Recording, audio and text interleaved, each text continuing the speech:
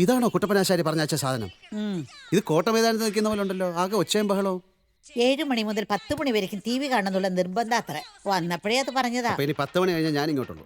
നിനക്കല്ലേ ജോലിക്കാരി വേണമെന്നുള്ള നിർബന്ധം. ആ, അതൊക്കെ നമ്മൾ പറഞ്ഞ് ശരിയാക്കും.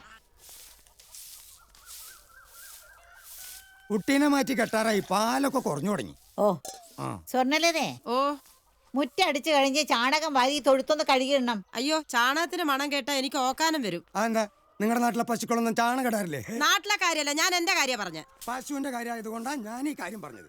താനാരാ പശുവിന്റെ വക്കീലോ? എന്നെ പണി പഠിപ്പിക്കാൻ വരില്ലേ? ഞാൻ വീട്ടു ജോലി തുടങ്ങിയിട്ട് കാലം കുറയായി. ഒരു വീട്ടിലെ ജോലി എന്ന് പറഞ്ഞാൽ ഇതൊക്കെ തന്നെയല്ലേ പെണ്ണെ? ദേ, പെണ്ണെ കണ്ടെന്നൊന്നും വിളിക്കണ്ട, എനിക്കൊരു പേരുണ്ട്, സ്വർണ്ണലത. പേരൊക്കെ ഗംഭീരം. എന്താ ഒരു പുച്ഛം? പിടിച്ചില്ലേ? പിടിച്ചു.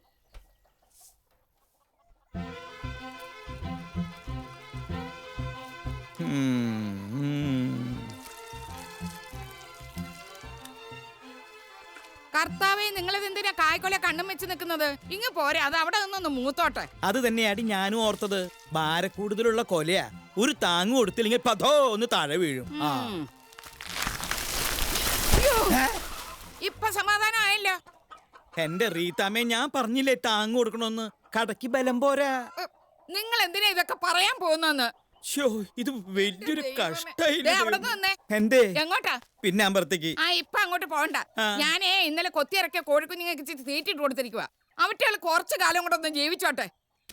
എന്റെ ഈശോയെ, ഇതെന്തൊരു പരീക്ഷണാണ്. ഓ, പരീക്ഷണം.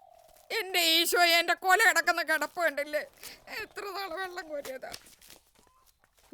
ചായ. എന്താടി ഇത്ര നേരത്തെ? സരള ടീച്ചർ ട്യൂഷൻ എടുക്കാന്ന് പറഞ്ഞിട്ടുണ്ട്. ഓ,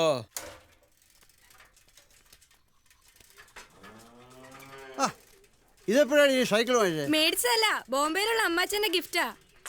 പുതിയ വേലക്കാരി എങ്ങനെയുണ്ട്?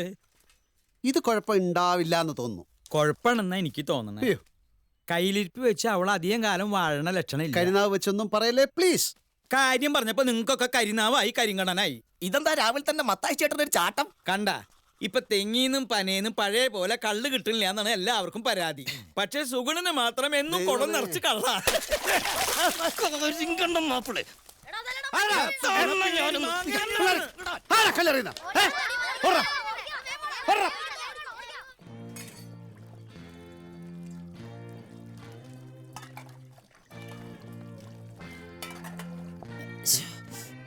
ഇതെന്താ അമ്മേ, ഇതൊക്കെ ചെയ്യാൻ വേണ്ടിയല്ലേ ഒരാളെ നിർത്തിയിരിക്കുന്നത്? ഇതൊക്കെ എനിക്ക് ചെയ്യാവുന്നതേ ഉള്ളൂ.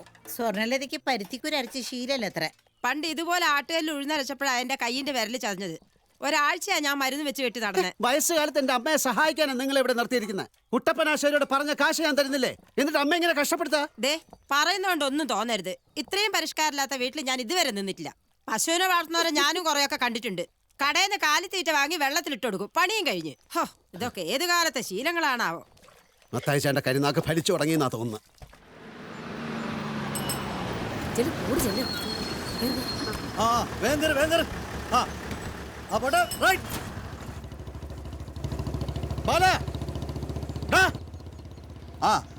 നീ എന്താടാ കഴിഞ്ഞ ആഴ്ച വരാതിരുന്നത്?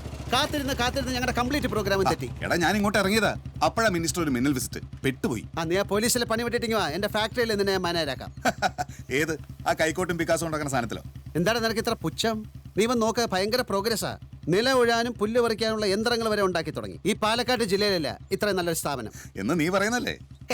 ഞാൻ മാത്രമല്ല, അഗ്രികൾച്ചർ യൂണിവേഴ്സിറ്റിയിലെ പ്രൊഫസറെ പീതാംബര സാറ് വന്ന് എന്നെ കണ്ട് തോളി തട്ടിയിട്ട് പറഞ്ഞു, I am proud of you my son എന്ന്. അറിയാം? എടാ, ഒരു വിഡ്ഢി സ്വയം പുകഴ്ത്തും, ഒരു ബുദ്ധിമാൻ വിഡ്ഢിയെ പുകഴ്ത്തും. നിന്റെ കാര്യത്തിൽ രണ്ടും കറക്റ്റ്. മാനേജരാക്കാന്ന് പറഞ്ഞ് ഞാൻ തിരിച്ചെടുത്തു. നീയൊക്കെ പോലീസ് ഇൻസ്പെക്ടറായി ജമ്മം പാഴാക്കുന്നതല്ല.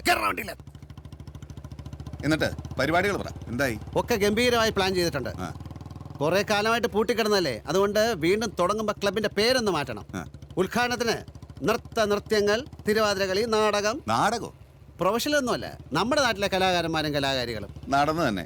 എടാ, നീ നാട് വിടുന്ന കാലത്തുള്ള കേരളം അല്ലത്. വല്ല മിമിക്രിയോ സിനിമാറ്റിക് ഡാൻസോ ബുക്ക് ചെയ്യും. അല്ലാതെ നാടൻ റിഹേഴ്സൽ എന്ന് പറഞ്ഞാൽ ഇവിടെ ആളെ കിട്ടില്ല. മാത്രമല്ല, അതൊക്കെ പഴഞ്ച ഏർപ്പാടാ. നമുക്ക് ആ പഴഞ്ച ഏർപ്പാടുകൾ വീണ്ടും കൊണ്ടുവരണം പാല. അതൊക്കെയല്ലേ നമ്മുടെ സംസ്കാരം, നമ്മുടെ മണ്ണ്, നമ്മുടെ കാറ്റ്, നമ്മുടെ നാടൻ കല. ഓ, മതി. എന്തു പറഞ്ഞാലും നമ്മുടെ മണ്ണ്, നമ്മുടെ കാറ്റ്. എടാ, നിനക്കാരെങ്കിലും നൊസ്റ്റാൾജിയിൽ കൈവശം തന്നുണ്ടോ? സന്ധ്യയ്ക്ക് നീ അമ്പലപ്പറമ്പിലോട്ട് വാ. ഈ നാടിന്റെ പൊതുവികാരം അപ്പം നിനക്ക് മനസ്സിലാവും. എന്നാ ശരി.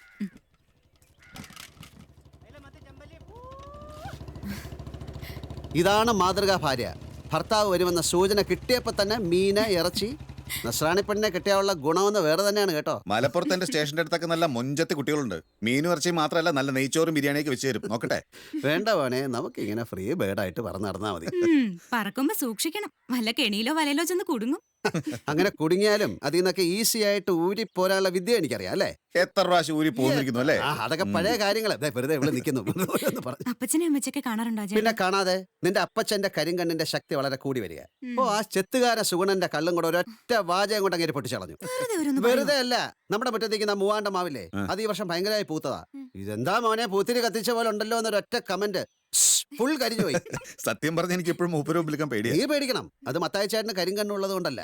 എന്റെ വീട്ടിൽ വന്നിരുന്ന് കണ്ണും കൈയും കാണിച്ച് അങ്ങേരുടെ ഈ മോളെ നീ തട്ടിയെടുത്തില്ലേ, തനിച്ച് നിന്നെ കിട്ടിയ ഇപ്പോഴും ഇടി ഉറപ്പാ. ഇതെന്താ പഠിക്കലോ ഉപയോഗം? ഇങ്ങോട്ട് കയറുന്നൂടെ? പിന്നെ വരാം മാഷേ. ചെല്ലല്ലേ, നിന്റെ കാരണവർക്ക് ദേഷ്യം പിടിക്കണ്ട. പറഞ്ഞേ. മക്കളെത്തി. അപ്പൊ നിങ്ങളുടെ ഫാമിലി സെന്റിമെന്റ്സ് നടക്കട്ടെ. വൈകിട്ട് കാണണേ. ആ ശരി. ആഹാ, വാ. അച്ഛൻ ഇപ്പൊ വന്നേളൂ. കലാപരിപാടികൾ എന്തായാലും കൊള്ളാം, പക്ഷെ ഉദ്ഘാടനത്തിന് കാവ്യമാധവനെ കിട്ടണം. അയ്യോ, ഞാൻ വിചാരിച്ച ഐശ്വര്യ റായെ കൊണ്ടുവരാന്നാ. കാവ്യമാധവൻ മതി. ആ കുട്ടി ചന്ദനക്കുറിയും തൊട്ട് കൈകൂപ്പി ഓഡിയൻസിന് നേരെ ഒന്ന് പുഞ്ചിരിച്ചു നിന്നാ പിന്നെ നിലവിളക്ക് വേണ്ട. തൽക്കാലം നിലവിളക്ക് മതി. ഇതേ നാട്ടുകാർ നടത്തുന്ന പരിപാടിയാ. എല്ലാ കാര്യത്തിലും നാട്ടുകാർ തന്നെ മതി. നാടകത്തിന്റെ കാര്യത്തിൽ എനിക്ക് ഇപ്പോഴും ഒരു സംശയമുണ്ട്. എടാ, അഭിനയിക്കാൻ ആളെ കിട്ടുമെന്നല്ലേ? അതൊക്കെ ആയി കഴിഞ്ഞു. ഇനി രണ്ട് കഥാപാത്രങ്ങളെ തീരുമാനിക്കാനുള്ളൂ. ഒരു നായിക, ഒരു വില്ലൻ. വില്ലൻ ബാലേട്ടനല്ലേ? ഞാനോ? എനിക്കൊന്നും പറ്റില്ല. പറ്റും. അതൊക്കെ ഞങ്ങൾ പഠിച്ചോളാം. എടാ, ഉഗ്രം നാടകം കേട്ടോ. തമാശയല്ല. ഒന്നാമത് എനിക്ക് നേരമില്ല. തോന്നുമ്പോ ലീവ് എടുത്ത ഡിപ്പാർട്ട്മെന്റ് ഒന്നുമില്ല എന്റെ. മാത്രമല്ല, സാമാന്യം നല്ല പേരുള്ള ഒരു പോലീസ് ഉദ്യോഗസ്ഥനാണ് ഞാൻ. ഇവിടെ വന്നിട്ട് നാടകം കളിച്ചിട്ട് ആ പേരുകളെ ഞാൻ ഉദ്ദേശിക്കുന്നില്ല.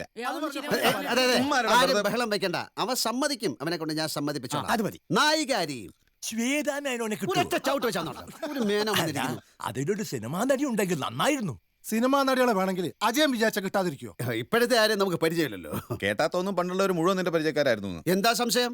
എടാ, ഉണ്ണിമേരിയുടെ സിൽക്ക് സ്മിതയുടെ കൂടെ ഞാൻ നിൽക്കുന്ന ഞാനിങ്ങനെ ചേർന്ന് നിൽക്കുന്ന ഫോട്ടോ എന്റെ ആൽബത്തില് നീ കണ്ടിട്ടില്ലേ? ഇല്ല. പിന്നില്ലാതെ. എടാ, കാശ് കൊടുത്താ കരീന കപൂറിന് ഉമ്മ കൊടുക്കുന്ന ഇപ്പൊ ഫോട്ടോഷോപ്പിൽ ചെയ്ത്.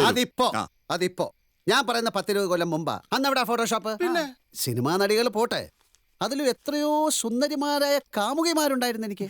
അതിൽ ഒരെണ്ണത്തിന് ഈ സ്റ്റേജിൽ കൊണ്ട് നിർത്തിയാല് ഈ മാരാര് കണ്ണും തള്ളിയിരുന്നേനെ. നീയൊരു ഭാഗ്യവൻ തന്നെയാണോ? ഭാഗ്യം മാത്രമല്ല മാരാരെ, അന്നത്തെ സാഹചര്യങ്ങൾ അങ്ങനെയല്ലേ. യൗവനിങ്ങനെ ഉദിച്ചു വരുന്ന പ്രായത്തിലല്ലേ ഞാൻ മദ്രാസിലെത്തുന്നത്. ചോദിക്കാനും പറയാനും ആരുമില്ല. ബോംബെ പോകുന്നവരെയുള്ള ഒരു 4-6 കൊല്ലം. അതായിരുന്നു ബാച്ചിലർ ലൈഫ്. കോടമ്പക്കം അന്ന് സുന്ദരികളുടെ കേന്ദ്രമാണ്. നല്ല എണ്ണക്കറപ്പുള്ള തമിഴ് തരുണിമണികൾ, ജമന്തി പൂക്കളും കരിമണി മാലയൊക്കെ ഇങ്ങനെ കുണുങ്ങി നടക്കുന്ന കന്നഡക്കാരികൾ. മഹാലിംഗപുരത്ത് അയ്യപ്പ ക്ഷേത്രത്തില് തൊഴാനെത്തുന്ന നമ്മുടെ മലയാളി കുട്ടികള്. എന്റെ മോനെ, അതൊരു കാലം തന്നെയാണ്. അജയേട്ടന് എത്ര പ്രേമം ഉണ്ടായിരുന്നു. ഈടെ പ്രേമം എന്ന് പറഞ്ഞാൽ അങ്ങനെ സീരിയസ് ആയ ഒന്നിലും നമ്മളെ ഒന്നും പെടില്ലല്ലോ അല്ലേ. ഏതെങ്കിലും ഒരുത്തി തലയെ തൂങ്ങുമെന്ന ഘട്ടം വന്നു കഴിഞ്ഞാൽ അപ്പൊ ചാടിക്കളയും. പിന്നെ വേറൊന്ന്, ഇവിടെ ഈ പൂമ്പാറ്റ പല പല പൂക്കളിലിരുന്ന് തേൻ കുടിക്കുന്ന കണ്ടിട്ടില്ലേ? തേൻ കുടിക്കുന്നു, പറക്കുന്നു, പരാഗണം. തേൻ കുടിക്കുന്നു, പറക്കുന്നു, അങ്ങനെ പറന്ന് ഒരു പൂമ്പാറ്റ ജീവിതം. പൂമ്പാറ്റ പരാഗണ കൃത്യത്തെ കാര്യത്തിലേക്കാ നായികാരി. അല്ലല്ല, ഞാൻ പെട്ടെന്ന് പഴയ കാലത്തിൽ ചെന്ന് പെട്ടുപോയി. അതൊന്ന് തലേന്നൊന്ന് ഇറങ്ങട്ടെ. അയ്യോ, തേൻ കുടിക്കുന്നു, പറക്കുന്നു, പരാഗണം.